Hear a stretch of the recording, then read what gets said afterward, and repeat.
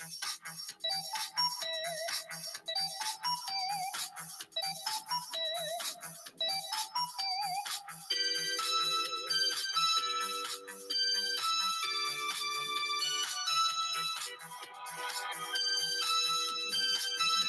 right.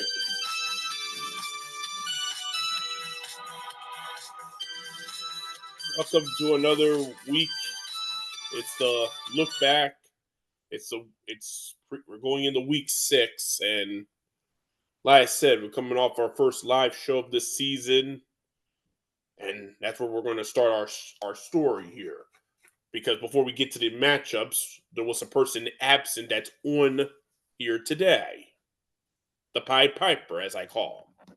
The reason we do this damn thing, but like I said, Matt, we did our top 5 list. I know you had it written and ready to go, but you couldn't be on Wednesday, so I know you might have made some adjustments after watching what happened on Thursday with you know who. So give me your top 5 AFC and NFC list.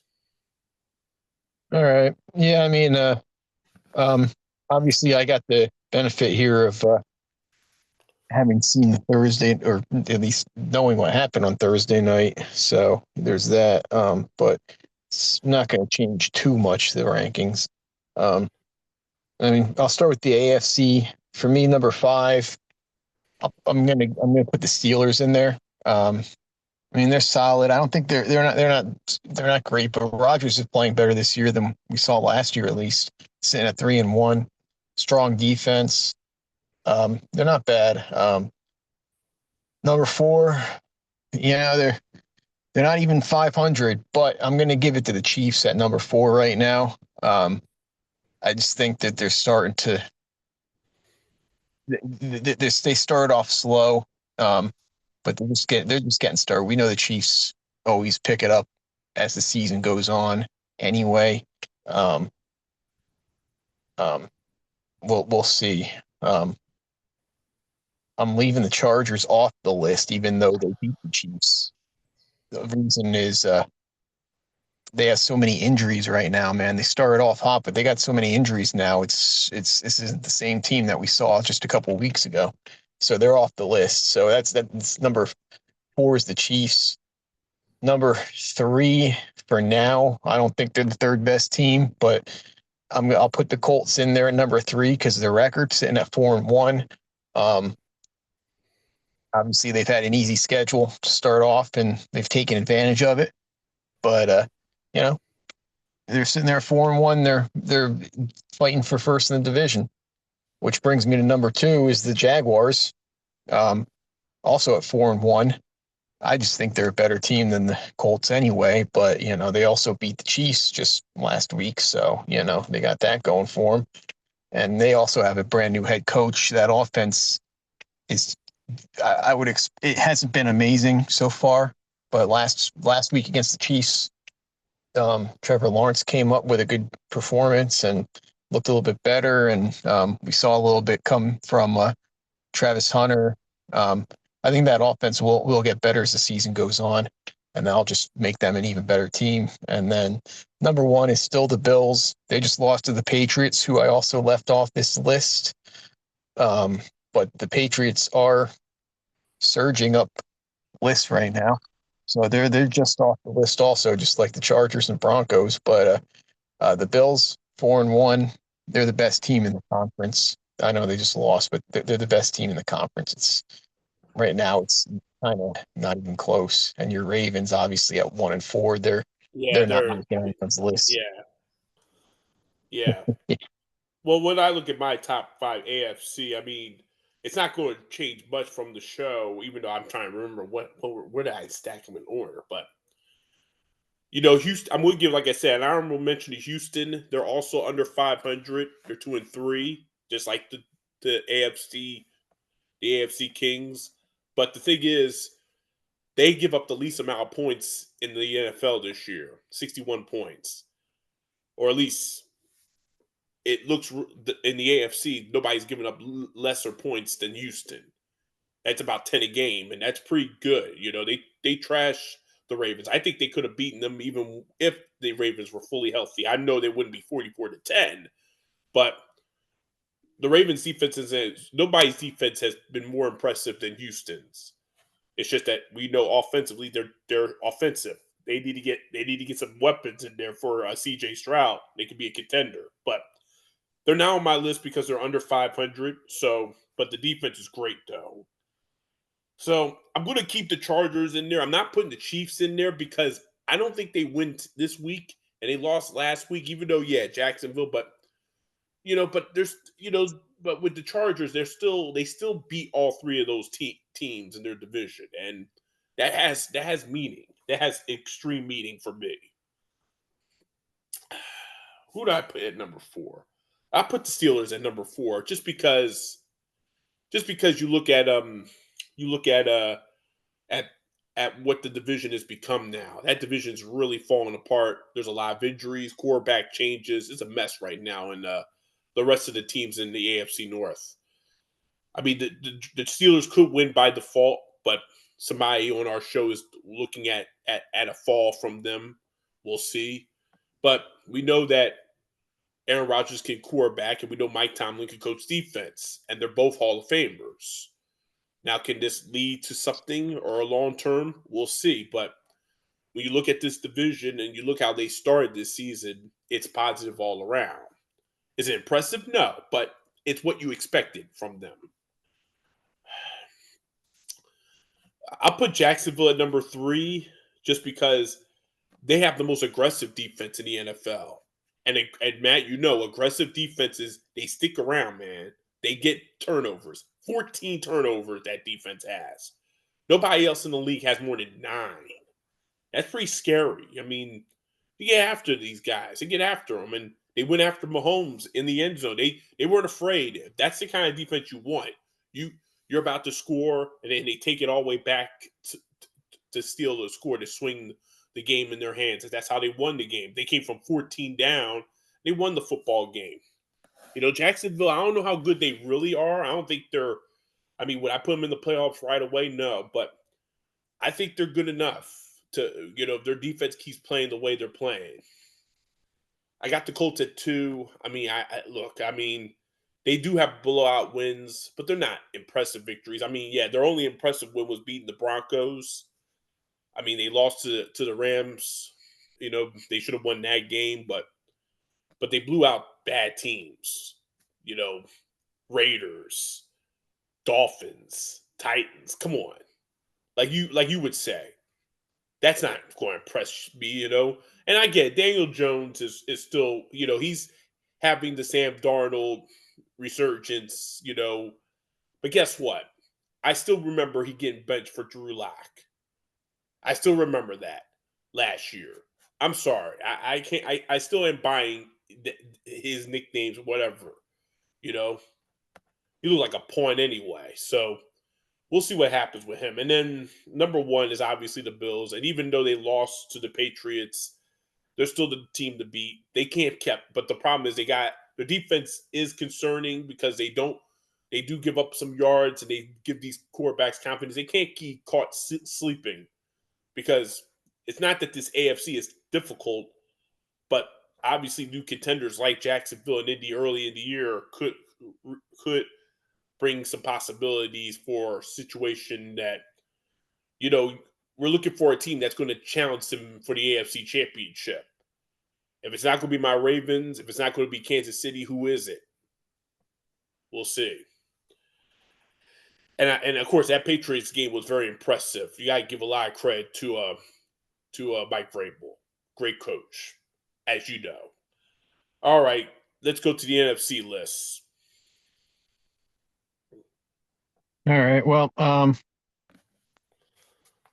there's a number of teams you could put in on this list. Actually, there's kind of like, there's not really one besides maybe, I guess you could say, the Lions, that one team that stands out amongst the group. But then there's a whole group of teams just below like the top tier that could get in here. I'm going to go with number 5 here, and I'm going to put San Francisco. And they're sitting at 4-1, and they're still number 5. They're sitting at 4-1, and they've been decimated by injuries, but they're still getting wins. They're still coming up. Christian McCaffrey's having a huge bounce back year after last year's injury plagued season. Um, Mac Jones, he's revitalizing his career out there with Brock Purdy injured. They're playing well. Sitting at 4-1, leading the division. Um, Number four, this one you might not agree with, but I'm still putting Green Bay at number four. I think they got a chance to make a run come playoff time. It's just sitting at 2-1-1. It's not some great record, but I think they could get it this going, man.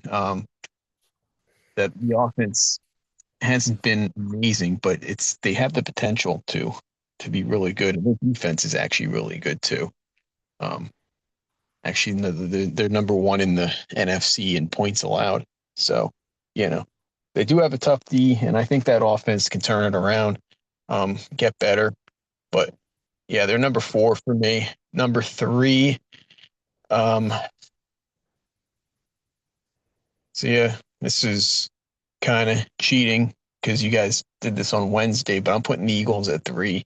I probably would have had them at I would have had them at number two on Wednesday, but I dropped them one spot after that pathetic performance that we just saw the other night against the Giants. I keep saying this is reminding me of the 2023 season, and that was the way this offense is being run. Man, this is looking just like we did, just like the same thing that we saw in 2023, and I don't know, they got to turn this around quick, but yeah, I'll keep them at number three right now because they are sitting at 4-2, and they've beaten some good teams. Um,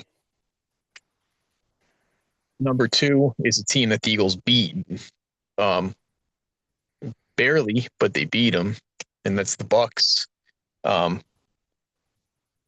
they got really good offense, obviously, and that's even with Mike Evans out. Chris Godwin just came back from the injury.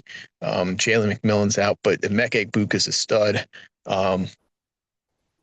Once Evans comes back and Chris Godwin keeps getting more and more healthy, that offense is really going to get good. Their problem more than anything is their defense, man. Their defense, they've allowed 132 points so far in 5 games. Um, they got to figure something out with that defense. But Todd Bowles is a good defensive coach, so you would think he'll get something worked out there. And then number one is obviously the Lions. Right now, they're the only team that really anyone should have as number one in the NFC. Well, I made some changes. Obviously, I disagree with your number one, but that's out of respect. So this is how I'm going to do it. It might be kind of cheesy because I'm going to put ties at 5-1 because one of these matchups are against teams that will take over the number one seed in the NFC. And we'll get to that in just a moment. But at number five will be the same as number one, but in reverse. It's a tie. And between the Bucks and the 49ers, and we'll talk about both of them. The Bucks obviously they do have a great offense, but yeah, their defense I mean, you can't be in shootouts all the time because you'll become the Bengals and you don't win those shootouts. Like you said, the Eagles beat them down and was able to unlike the other teams was able to withstand your comeback. You gotta have a better defense than that. And Todd Bowles is a smart enough guy. He's been in this league. His defenses have won. They gotta get better there. But Baker Mayfield's having a hell of a year, another Pro Bowl year. He's got great receivers. He's got a good running game, Bucky Irving. We'll see what happens. So, uh, and San Francisco has been very impressive. I know you and John got on me on the pre-show about it, but hey, they could be sitting at the top of the NFC at 5-1 after tomorrow. And Mac Jones, who they should have drafted instead of Trey Young, might be the reason why. He's having a great year. And of course, Chris McCaffrey being healthy also helps. Because we know when he's healthy, 49ers are going to be a contender. We know that. So the team looks decent, but they're very banged up. They have, like a lot of teams in this league, a lot of injury issues. But for whatever reason, whatever they put together, the game plans Kyle Shanahan and those guys put together, it's gotten them to a 4-1 start. They beat the Rams in LA. That's a big deal. So, like I said, I could, and already they're above what they were a year ago. They've beaten all three of their teams, something they didn't do last year. The 49ers were the worst team in the clutch last year. This year, they're really good in the clutch. So, yeah, 49ers. I mean, we'll obviously preview that game here in a moment. So, of course. Number 4 is Green Bay. I mean, you got to look at Green Bay. They do a lot of great things. They're a great defense. But unfortunately, they're coming off of 2 questionable games, even though they were coming off of a bye this past week. Let's be honest. I mean, they should have beaten the Browns in their in-house defense, and they didn't. And then they know that was an emotion with Micah Parsons in Dallas, tying Dallas. I don't expect that crap to happen. I think this break gave them a chance to refocus, and knowing what's going on with the Eagles, they have a chance. They have a legit chance to be at the top of the NFC now. So hopefully they'll get it together tomorrow afternoon and they'll take off. And I had the Eagles at number 1, shockingly, but I've dropped them to 3 now. And Matt, I'm going to disagree with you. Seth Joyner on his show said all this 2023 talk. No, he's right. It's not 2023. It's 2018. In 2018, the Eagles won the Super Bowl. They had a lot of injuries, and they were just a so-so team for at least the first through Thanksgiving. They had a blowout loss against the Saints, and then there was major questions if this team was done. They turned it around. They won every game but one after that, and then they went on to make a decent playoff run. The 2023 team started 10-1, best record in the league, just coming off of beating Patrick Mahomes and Josh Allen in back-to-back weeks, and then the wheels fell off, and they never caught back. I don't think that's going to happen with this Eagles team. I think if this team is not going to win it all, they're not going to have the same crash landing as the 2023 team. Because if it's happening now instead of in like December, it's a good thing. And plus, there's injuries. As you know, Jalen Carter didn't play last night. Dickerson was out. You know, guys got to get healthy. But yes, Kevin Patullo is on the clock. I'm not going to panic yet. But there's a game coming up next week in Minnesota, and a former friend of ours, if he's playing and he dominates this defense, then you can panic. Then it's time for the Eagles to panic. But I'm not ready to hit the panic button yet. You know, but we'll see what happens. Wasn't good though on Thursday night. I got Detroit at number 2. I'm still using that Green Bay loss against them. They're playing really well, but that Green Bay loss opening week is still something I use against them because they still may not win this division because of it. And then whoever wins tomorrow, as I already mentioned at 5 at number 1. All right, so let's get to the matchups. Obviously, it's a little bit of a deal here. So, like I said, we're going to go through it. Like I said, Eagles already played the Giants. Enough. We'll talk about that on Wednesday. So we're going to look into our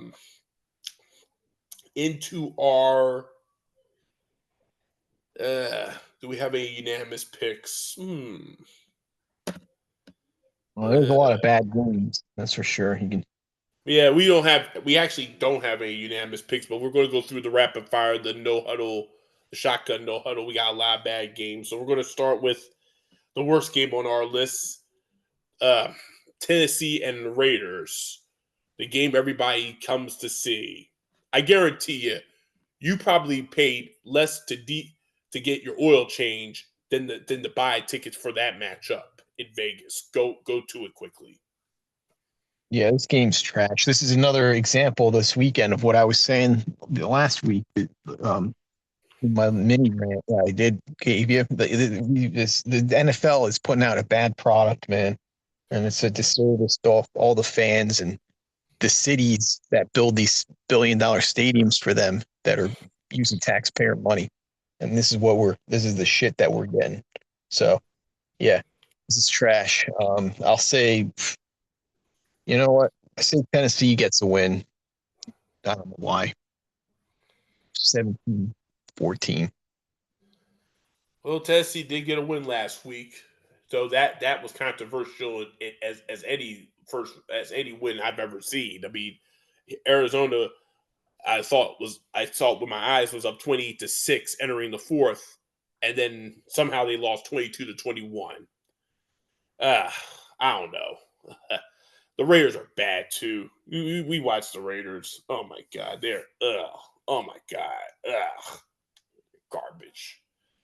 Give me Tennessee. Tennessee wins. It's not going to be a beautiful game, but give me the Titans 20-16. All right, your Chargers are in Miami. The Dolphins. What do we care about them? They don't have Tyreek Hill anymore. Chargers, obviously, they need to get their act together. A bad loss to Washington. How about this? They played 5 games. They're 3-0 in AFC West, and then they're 0-2 against NFC East. But they're playing the AFC East team here, so go quickly to it. Okay. Yeah. You know what? This could go either way, honestly. I mean, the Chargers have so many injuries. Normally, I'd say if they were mostly healthy, I would say this should be an easy win. But this is going to be a tight one, and it's in Miami. I don't know what the weather forecast is, but it should still be pretty hot down there yet this time of year. Um,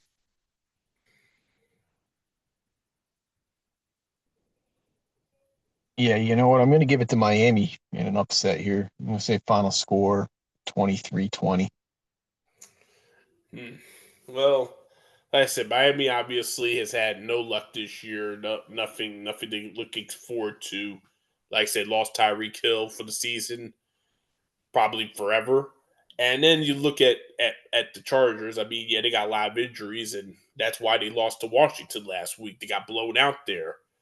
I mean, but I still think the Chargers are the best team in their division. They have that leeway for now. They'll get healthy. I don't think Miami is as good as they think. It'll be a close game, as you say, but I think the Chargers will find a way. So give me the Chargers 27-24. Yeah.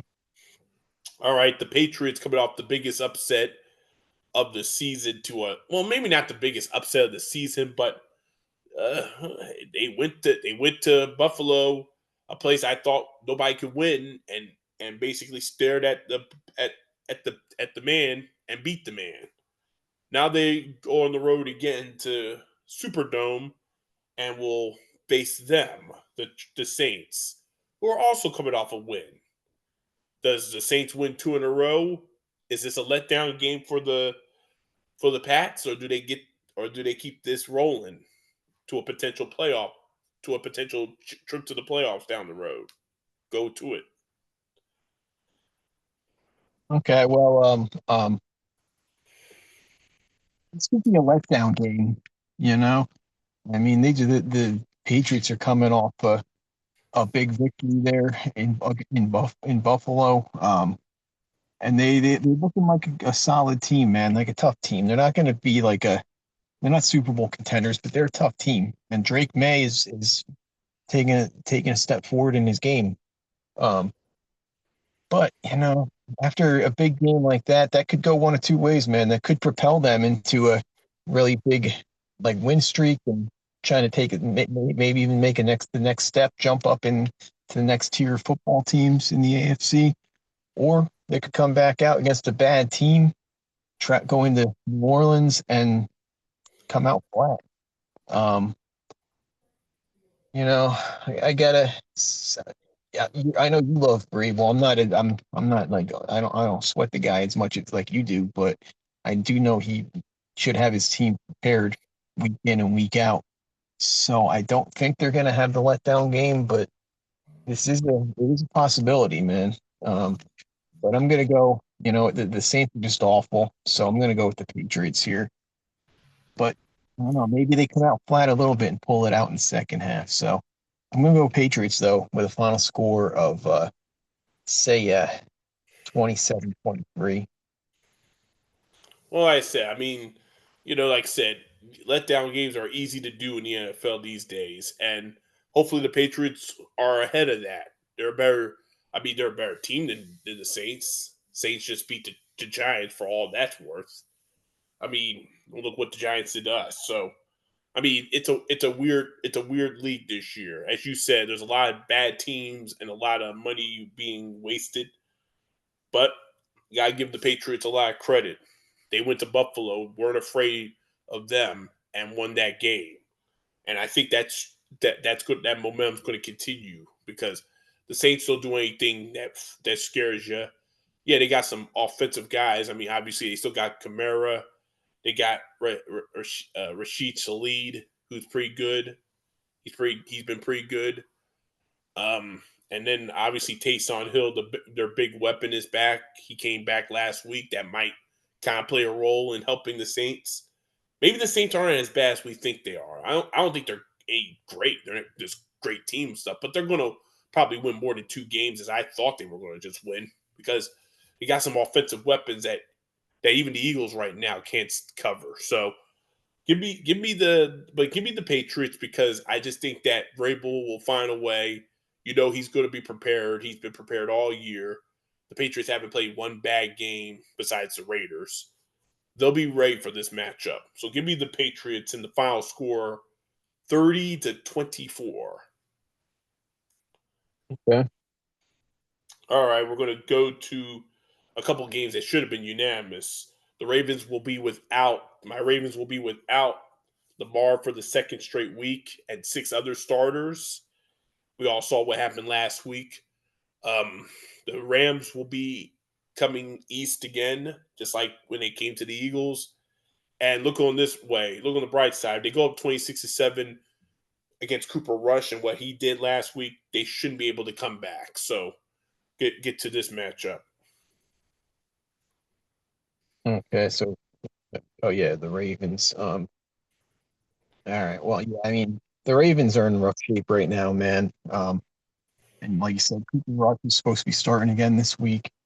Um, yeah, it's not looking good for them, man. I don't think you're going to be seeing them in the playoffs, let alone making a Super Bowl run this year. So, Rams should be able to come into Baltimore and take it to them.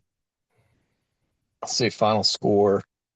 I'm going to say 34-13. Yeah, it was bad last week when Houston went there and beat them 44-10. Rams, they're coming off. They're on a 2-game losing streak, and they're coming off of an extra couple days rest. So, like I said, they'll be prepared. This is not going to be a 3-game losing streak, even though Baltimore is a tough place to play normally. But there's nobody on the Ravens that right now is going to get you. There's no Lamar that's going to break through and all that. Derrick Henry's he's lost without a map. Yeah, it's a bad look for the Ravens. Ravens, ironically, since '96, has never started 1-5 ever. Well, that's changing this Sunday. So Rams will come in here and give them sadly a beatdown, 37-17. Okay. All right, so we Green Bay coming back from their break back at the not so frozen yet of Lambeau Field, even though we're now into October, it's cooler. But obviously, the Bengals have a new quarterback, and it's a quarterback that you talk about the Ravens and about maybe half a dozen teams in this league knows very well. Joe Flacco, 40 years old. He is now with the Bengals, and he is going to be starting in this game over Browning. I mean, he still has an arm, but is that going to make any difference? Can he actually beat Green Bay for the second time this season? Though this time it's at Lambeau Field. Eh, your thoughts?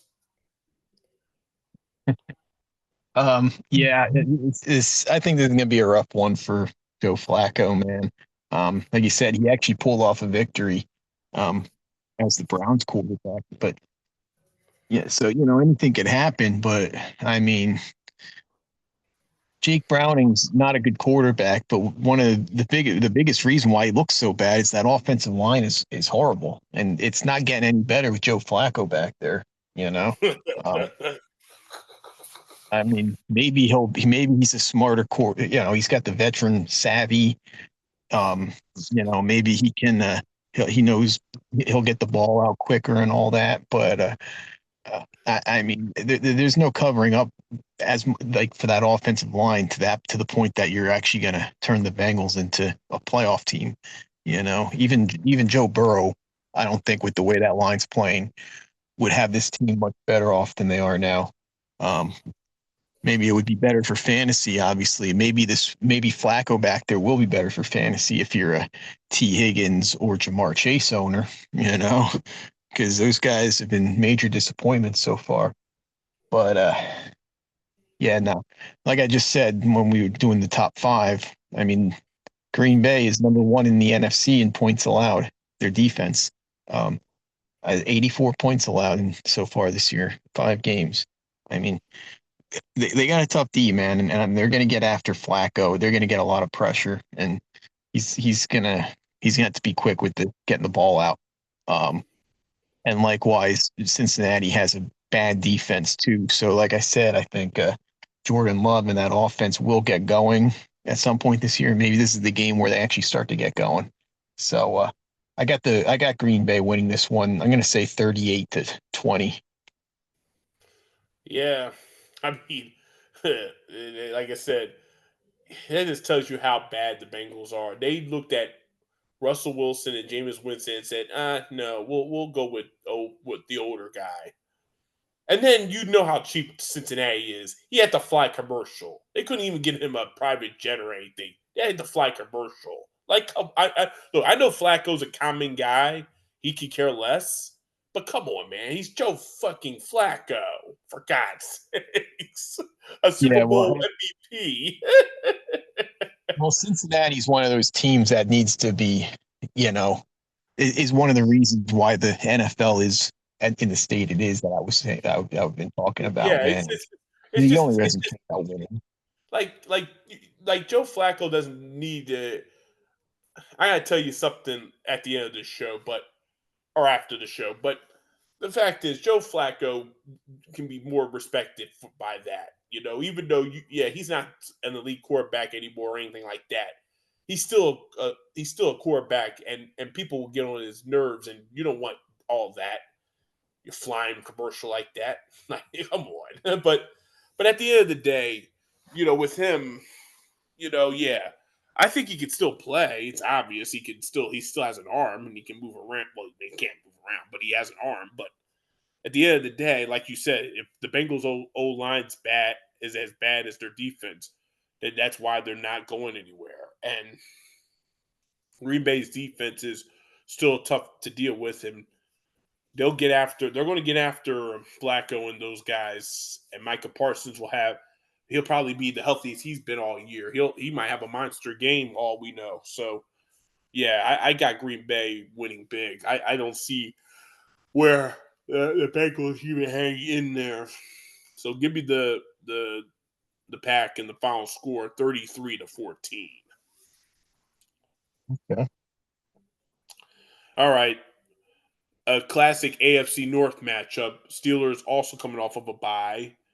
They host the Browns, and like I said, Joe Flacco is not there anymore, so Dylan Gabriel gets to start, and Shedeur Sanders is his backup. When was the last time two rookie quarterbacks is in your quarterback room? That's it. two rookie quarterbacks, but it's a Browns thing to do. Steelers, like I said, they're coming off. Like I said, they're coming off of a bye. They're 3-1. They're in full. They win this game. The way the division is, they could be in full control of the AFC North. Go ahead. Okay. All right. Well, um,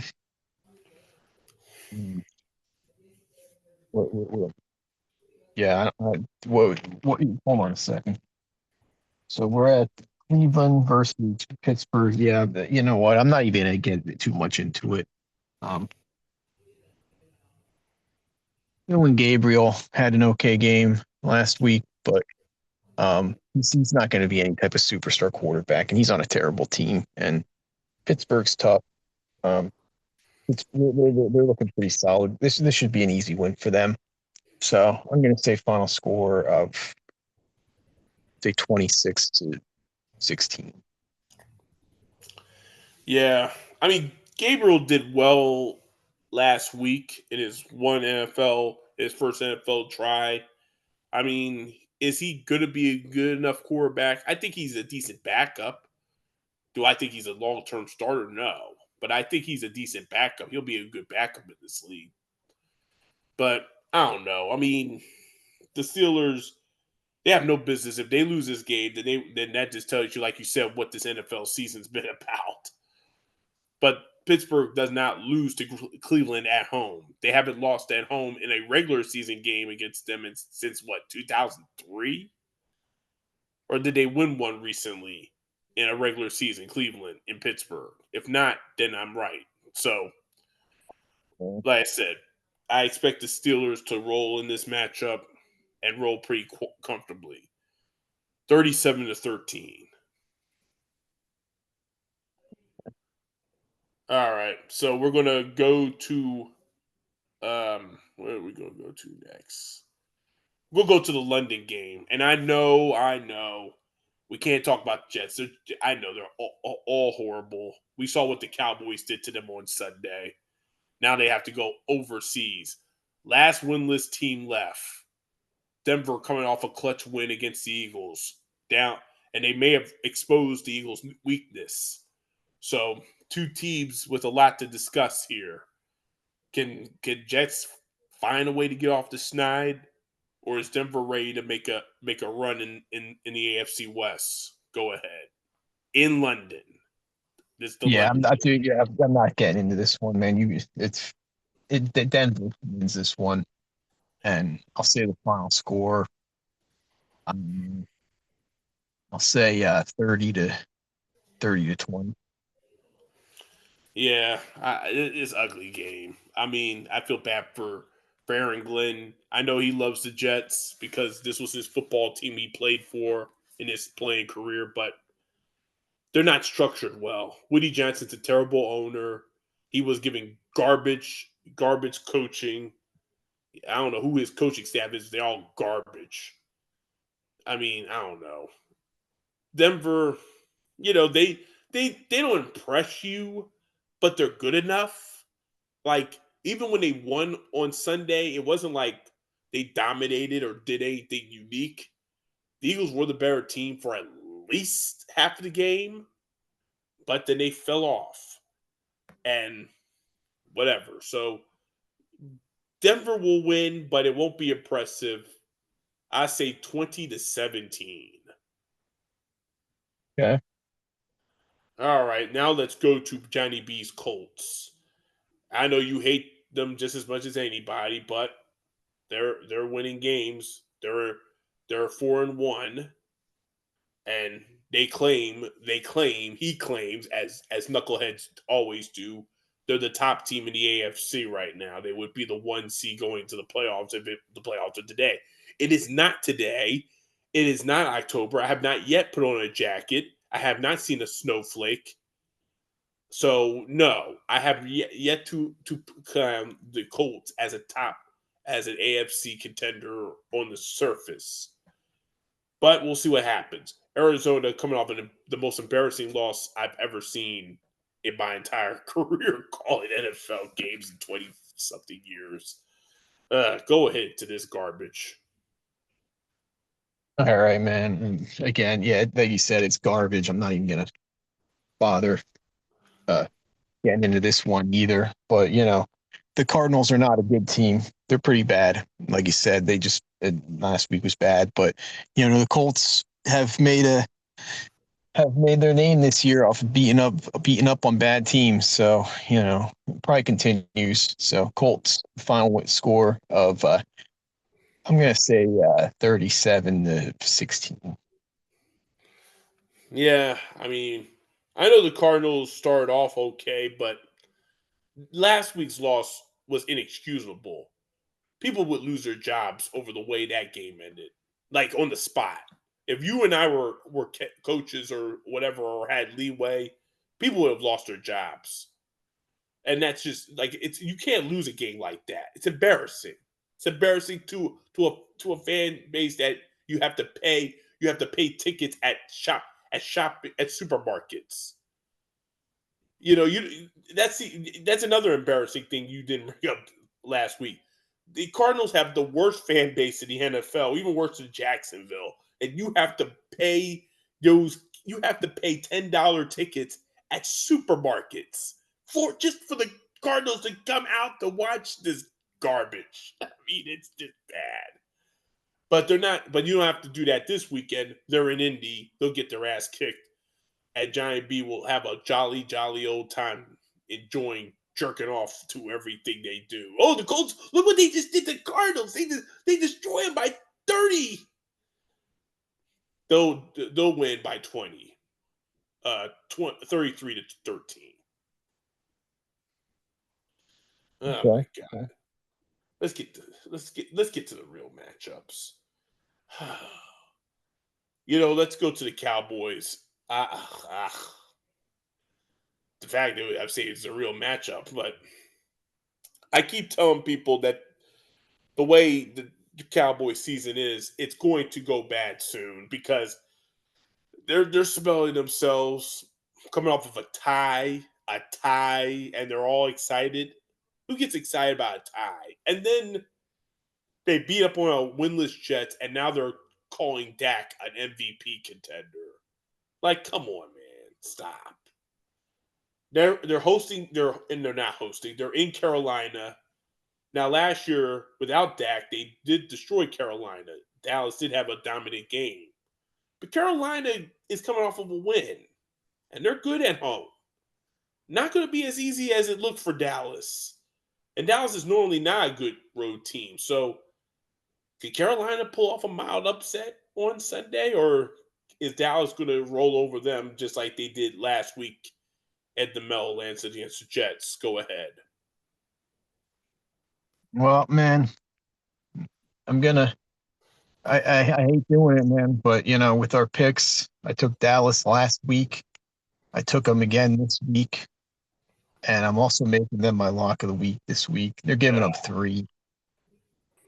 Yeah, I know, but I mean they're giving up 3 to the stinking Panthers. I mean, come on, man. This is this should be easy money. I'm not saying it is easy money. This should be easy money betting on this game. I mean, the Panthers are awful. Let's be real. They're awful. And even if the Cowboys defense sucks, uh, Bryce Young is incapable of keeping up with them in a shootout. CD Lamb, I think, is supposed to be back this week also. I haven't gotten seen the final word on He's that. on the 4 week IR. He's on the 4 week IR. So he's Sure not about that? eligible to return. You sure about that? Because last time I saw, they said he was expected back this week. I heard they put him on the 4 week IR. Oh shit, that must If, be new. if because I haven't gotten any. There hasn't been a lot of Cowboy talk. Shockingly, this week, this is kind of good for them because they can be scary when nobody has the spotlight on them. But I have heard Yeah, nothing about CD Lamb returning in this game for this game. yeah. He could You be know what? back, No, no. but Here, based on my fantasy app, because I have TD Lamb on one of my teams. It says as of yesterday, was ruled out for this week, but he's expected back next week. Yeah, yeah, I but think he's on that's the what it four. says expected. But Yeah, he's I not think on IR. He's just out this week. But either I way, thought even without him, it doesn't matter, man. George They're gonna Pickens win. set up. What's that? George Pickens has stepped his game up. Yeah, yeah, I know exactly. So yeah, this game it doesn't even matter, man. They're gonna win this one easy. Um, this is gonna be a blowout. So Cowboys, and I'll say the final score. Uh, let's go with let's go with 34-16. You said 34 or 44? 3-4, 34. All right. Yeah, this is another matchup that, like I said, there's so many bad matchups in the NFL this week. Oh man, but Carolina obviously, they have 2 wins, which is better than none. But yeah, I don't know. They beat Miami last week. That means nothing. They beat the Cardinals. They beat them down a few weeks ago. No, they were in Arizona. No, who they beat down? Oh, Atlanta. Yeah, I don't. yeah. I mean, Dallas. They could be a fringe playoff contender. Who knows? I'm still not buying them in the second half. I think they're going to fall, but they might win this game. But I'll give the Carolina a chance. They're at home, so I don't think Dallas is going to dictate this game. A late George Pickens touchdown puts them over 30-27. Okay, okay. All right, we're going to go to the 2 Monday night matchups. We'll go to the two Monday night matchups. Um, both are now we're going into the better games, at least on paper, better games. And there are 2 really decent games for Monday night standards this year. So the first game I think is Buffalo hosting Atlanta hosting Buffalo. Buffalo going the furthest. I think this is their second furthest road trip of the year outside of Miami, but they're going out to Atlanta, who's coming off of a bye, and so is Chicago going to Washington in a rematch of a game that changed everybody's season. Now, how we're going to do this is we'll preview the Bills and the Falcons first, and then we'll get to the Bears and the Washington because I think that's the Buck Aikman game. I think the Buck Aikman game is in Washington with the two quarterbacks, sophomore quarterbacks. So we're gonna go with the Bills and the Falcons, and I'm not saying the Bills are going to fall quickly, but this smells trap to me because of the fact that Falcons are coming off of a bye and they want to build some momentum to get back into the AFC South, NFC South race. And can Buffalo actually respond to a loss, something nobody kind of knew if it was going to happen or not? So let's go to that first matchup there in Atlanta. All right. Well, yeah, I mean, I don't think it's going to be a trap game. I mean, if Buffalo got their win last week, I could see maybe, but coming off a loss, they're a team that's been around, man. It's not like they're some young team. Um, they're going to come back and they know they need to get a victory. But I don't think it's going to be easy either. I mean, Atlanta is. I know they got destroyed by Carolina in that game, but they're not a bad team, man. They're just inconsistent. Penix, his last game right before the bye, he's been up and down this year. He's had like 2 good games and 2 bad games against Carolina. He was absolutely awful, but then the next week he bounced right back and had his best game of his career. And that now they're coming off the bye week. And you look at them. Here's a big reason why they're so inconsistent. They actually rank first in the NFL in total defense yards per game allowed, but they rank 15th in points per game allowed. So they're not letting up a lot of yards, but they're letting up points still. Likewise on offense, they rank 7th in yards per game average, but they rank 25th in points per game average. So I mean, they're moving the ball and not putting up points. So it's not a good combo there. Um, Meanwhile, you're talking about Buffalo, who has the 3rd ranked offense in the NFL. in both points per game and yards per game at 30.6 points per game and 395 yards per game. So I mean, they can put up points. Their defense, it could use a little bit of work. So basically, Atlanta needs a big game from Penix and also just as big from Bijan Robinson. I mean, the only way they have a shot of winning this game is if they drop 30. Even then, I think Buffalo would win in a shootout. So no matter what, I think Buffalo wins this one, but I do think it'll be a close one. So I'm going with Buffalo. I'm going to say the final score will be 33-27. All right, you can go right into the next one too, the other Monday night game. Okay, yeah. Okay. So yeah, Chicago, Washington, Caleb Williams versus number 2 pick, Jaden Daniels. Okay. So you got that sort of intrigue there, but to me, that's not enough to tune into the game. Chicago is coming off 2 straight wins.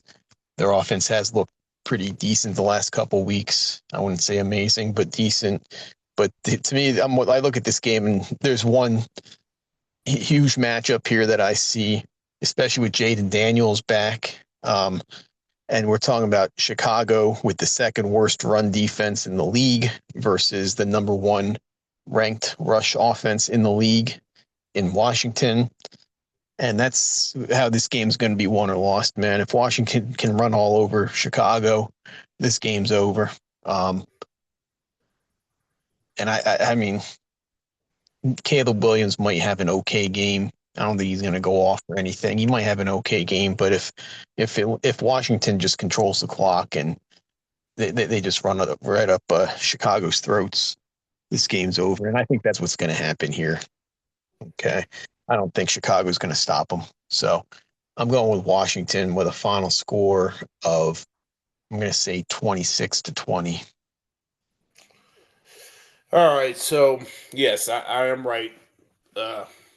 So the Bills and the Falcons will be that guy. What's his name that you see on ESPN all the time? That goofball that nobody never was nobody quarterback. Yeah, he's gonna be on the call with somebody. Like I said, that's kind of disrespectful to your Bills. But anyway, like I said, Atlanta is just like you said, they're all over the place. And that's not going to cut it against a team like Tampa Bay. If they want to win this division, they already lost to Tampa Bay, so that's something they can't worry about, but they have to find a way.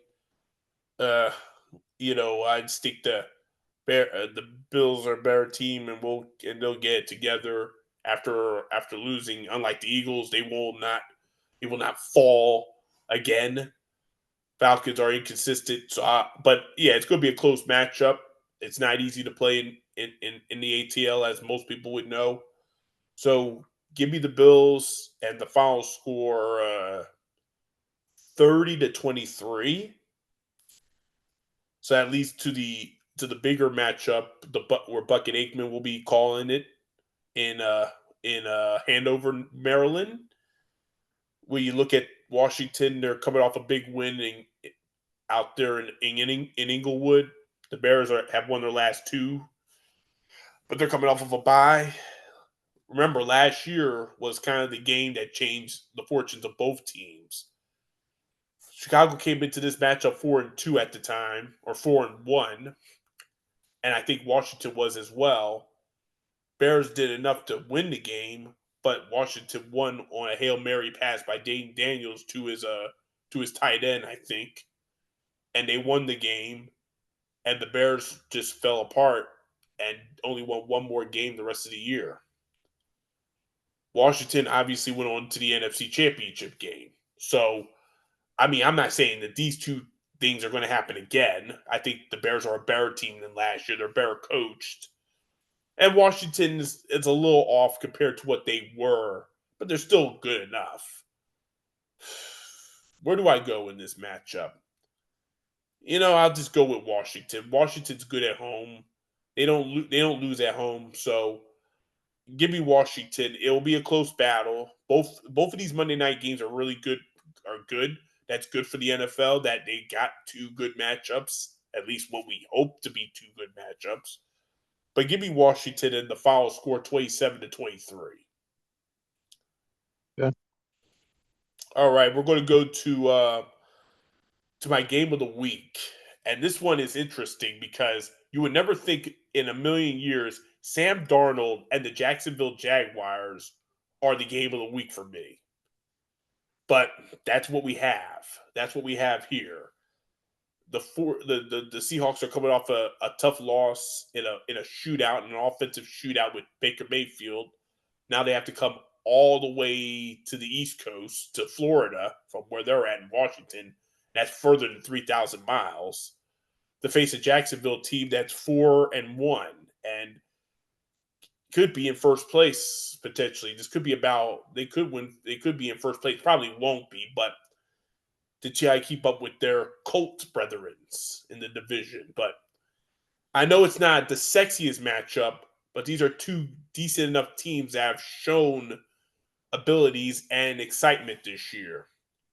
Can Jacksonville continue this shocking, surprising start, or can the 49ers, I mean, not the 49ers, the Seahawks get their act together here? Big matchup here. Go ahead. Game of the week for me. All right, yeah, this one should be a pretty good game. Both teams have been solid this year. Jacksonville's, I mean, they haven't been amazing, but they keep winning games, man. And like I said in our when we were talking before, if they can just get that offense going and really playing at a high level, they could make a run. But they are coming off 3 straight wins, looking for the first 5-1 start this season since 1999. But they got a tough matchup, and this is another one that I'm looking at. Could be a potential like letdown game after a big win against the Chiefs. It's a possibility that this is a letdown game, man. I mean, a lot of times a young team like that has a huge victory and they just don't have it the next week. And Seattle's tough, man. They got a tough defense. They got a really good run game. Sam Darnold isn't killing the team. So, he's playing solid. So, they're just an all-around tough team to play, man. But it is in Jacksonville. Seattle is going to have to fly across the country. I'm pretty sure it's a 1:00 game, so they are going to be starting a lot earlier than they're used to. Not a big thing, but it does play into the matchup, and obviously the heat and humidity in Jacksonville might get to them also. So this one could go either way, but I'm going to go Jacksonville here, man. I just think home field advantage is what makes the difference in this one. If it was in Seattle, I'd probably take Seattle. So going Jacksonville with a final score of, I'm going to say 24-23. Yeah, this should be a really interesting matchup. Trevor Lawrence won on his birthday last week. I don't know if you can look up the history. I forgot. I think Joe Montana is the only one that won on his birthday on a Monday night. I think the only other. I don't know if that's true, but I know he won. He won an NFL game on his birthday on a big stage. Like I said, very interesting matchup with these two teams. Seattle, like I said, they're 3-2, but if they had their way, they'd be undefeated, but they're not. So, but Sam Darnold's done a very good job for them. Hasn't really fallen off as much as you and I thought they would. But you know that Kubiak guy, and he his dad and all that. So he knows offense, and that offense works. And compared to what we have here in Philly, you would take him in a heartbeat. You take that guy over what we have in a heartbeat. But like I said, when you look at Jacksonville, they have the best aggressive defense in the NFL. 14 takeaways. No other team has more than 9. That's 5 more than any other team, and you're just staring at it. And to me, Sam Darnold, he has a habit of throwing interceptions, And sometimes, and he's had multiple interception games a lot in his career. So I could see this happening on Sunday. I could see Darnold throwing at least 2 or 3, and that might be the difference. And like I said, Seattle, like you said, two things going against Seattle compared to on an East Coast team. They're a West Coast team. They're going to Florida. It's still warm. It's still hot. It's a 1 o'clock game. All those things do not speak well for the 49 for the I keep calling them 49 for the Seahawks. They don't. This is not going to be a good game. They're not even. They didn't even come out early. So at this point, Jacksonville's going to win this game, and they're going to continue their pursuit in the AFC South. So Jacksonville wins. Final score 31-17. Okay. All right.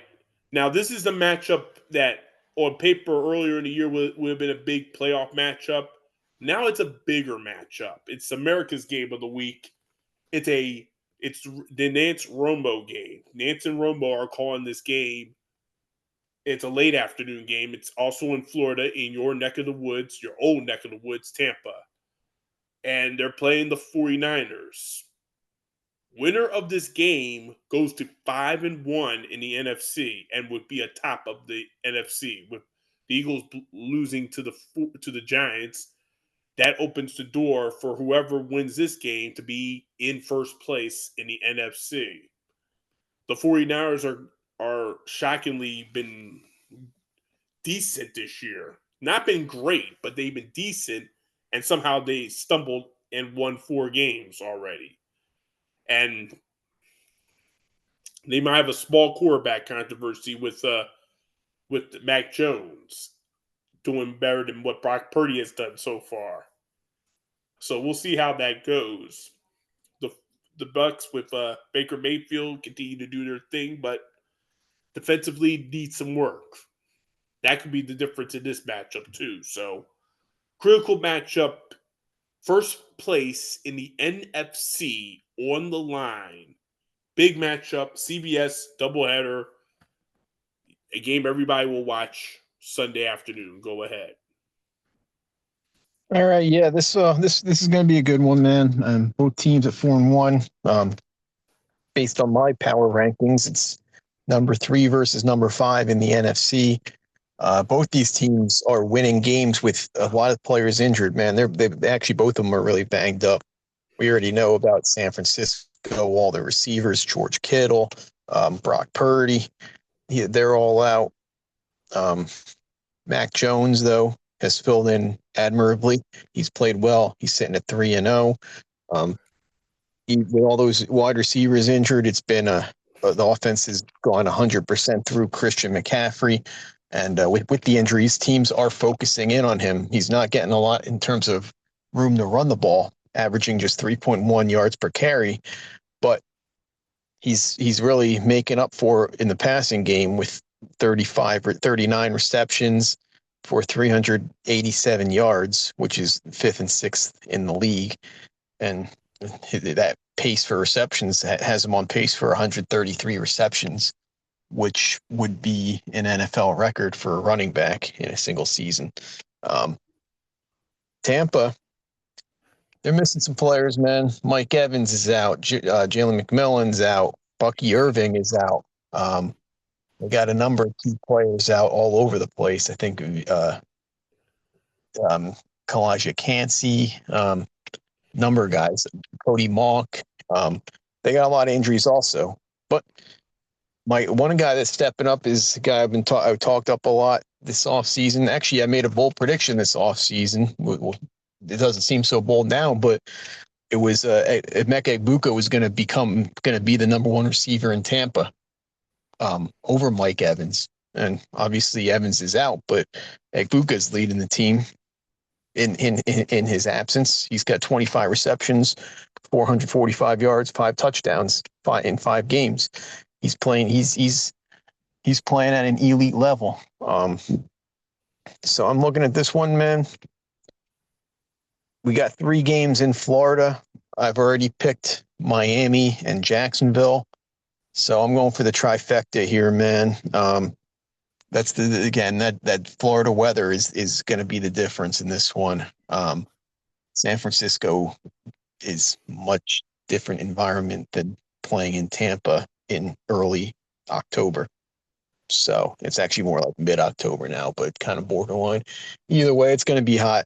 It's going to be hot as balls out there. So Bucks get the victory, and it's going to be a final score of 27-24. Well, remember, this is a late afternoon game. Unlike Jacksonville and Seattle, that's a 1 o'clock game. This is a 4:30 game. So Yeah, I'm well, not that's saying it even makes worse a because it's going to difference. be hot. It's already going to be hot at kickoff, man. That's But going to be rough. remember, the game will be over at night when at after dusk. So that temperature could start to fall if the weather's nice. Now that's depending if the weather is nice out there. Yeah, We don't know yeah, what the yeah. But weather yeah, is. that's the thing. It's by the time 7 o'clock comes, it's still going to be hot. But even if it cools off slightly, the damage will already be done by that point. You know.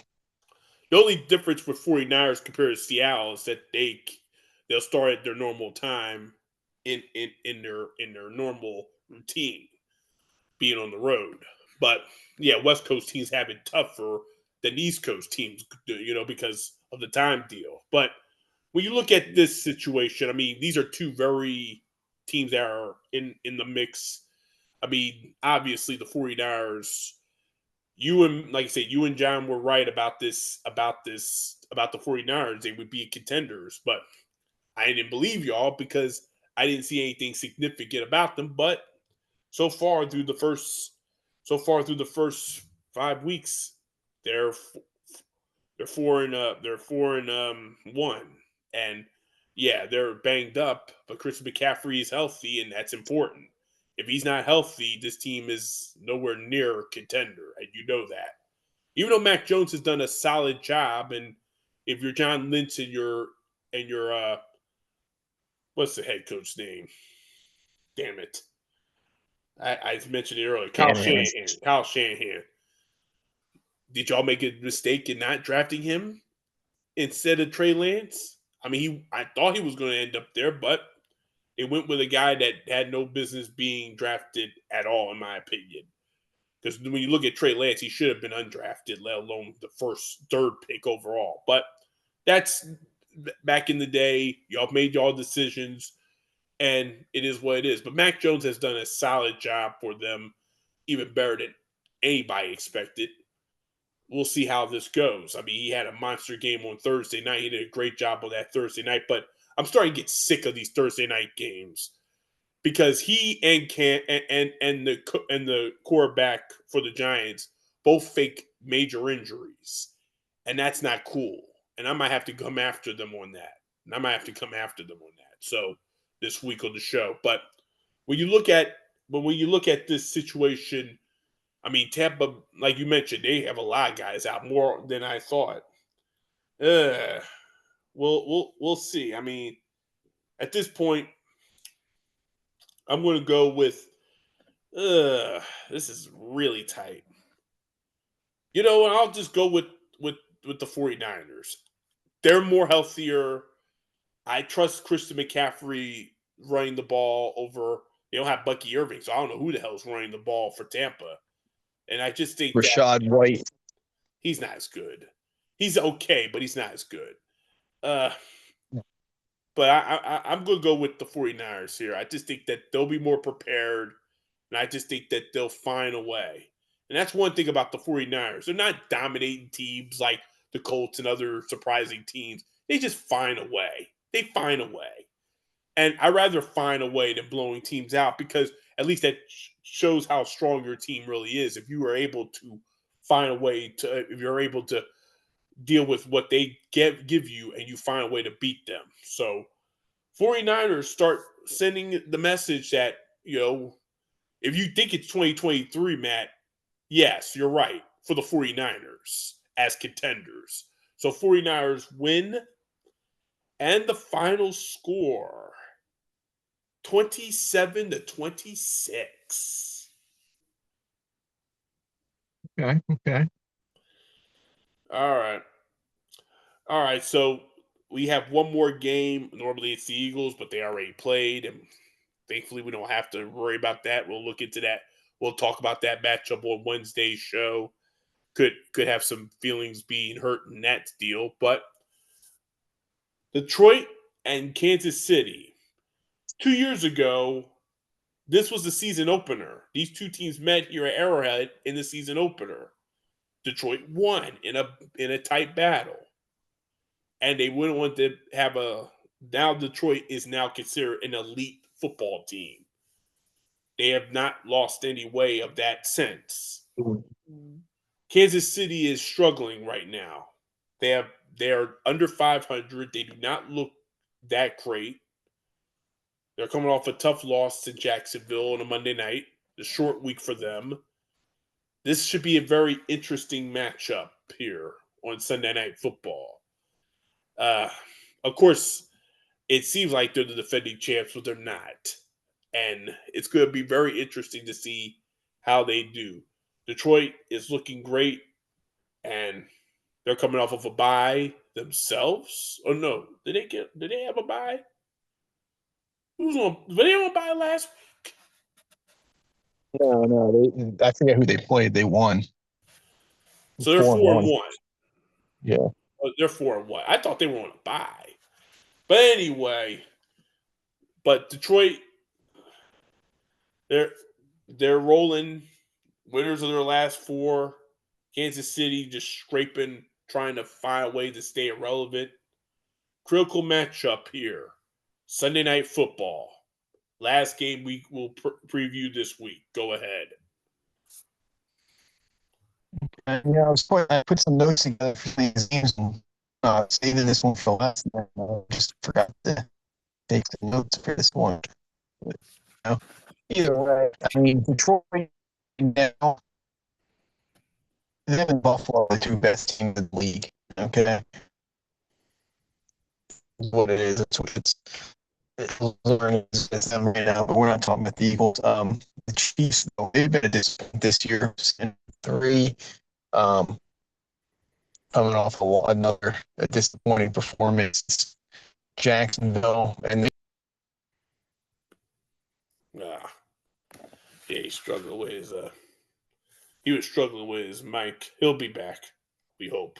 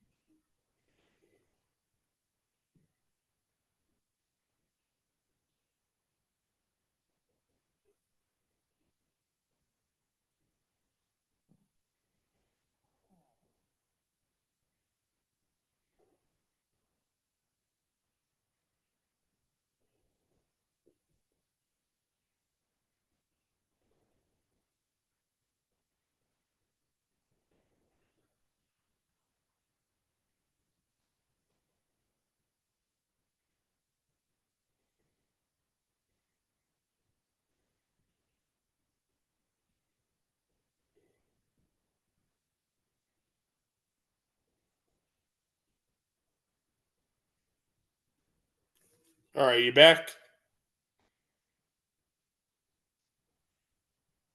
can you hear me? Yeah, I hear you now. You were muted there. All right, go back to your Bills and Lions and Chiefs matchup. Well, I kind of went through it also. Yeah, I'll just give you the score. I think the Chiefs aren't this. This isn't the same Chiefs team we're used to seeing. I think the Lions are gonna come out, and this is the type of statement game that that they want to make. So I got the Lions here at a final score of I'm gonna say I'll say 30-22. Yeah, this is like I said, this Chiefs team isn't the same Chiefs team that we've come to know. They're dominant in last year they won 11 one-score games. They're 0 for 3 in one-score games this season. So, like I said, I wouldn't even think they're 0 for 3. I think they're worse, but still, it's tough when you don't have a lot of great talent around you, like you've had for the last several years, and already trailing in this division, already trailing the Buffalo in the conference. Uh, Detroit. Now you play Detroit. They play the Eagles. They play Detroit. I didn't realize how difficult Kansas City's schedule is. It's pretty difficult, and this is another difficult matchup on a Sunday night. I think Detroit's better too. Do I think they're at the top of the NFC? No, not at the moment. I still think they're right there, but I wouldn't put them above who would I put above Green Bay or even for a small sense of situation the Eagles. But as of now, we'll see what happens with Detroit. They probably will win this game and probably by at least 10. So give me the Lions here with a shocking score of 36-26. Okay. Okay. All right, so that's the end of this episode of the Lookout, the week entering week 6. Join us on Wednesday for the Eagles lookout. I mean look back.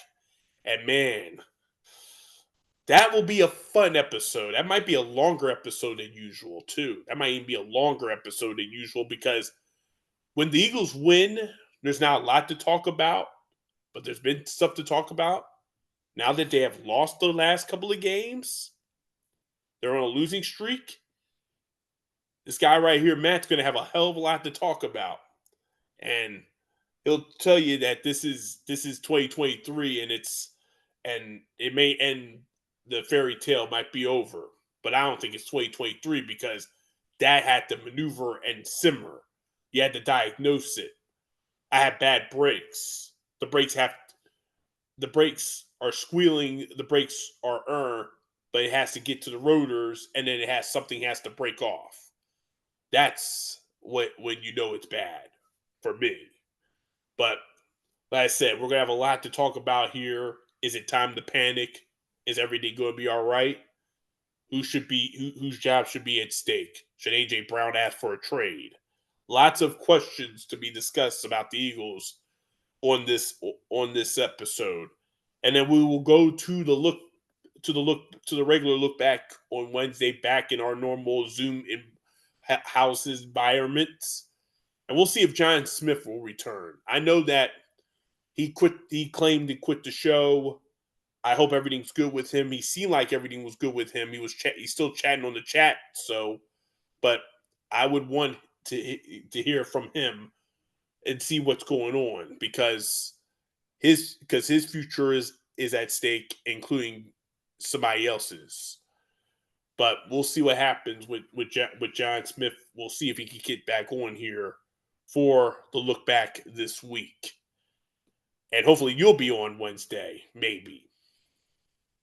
Yeah, plan on it. Yeah. You'll let me know. All right. So Yeah. that's all we have, and I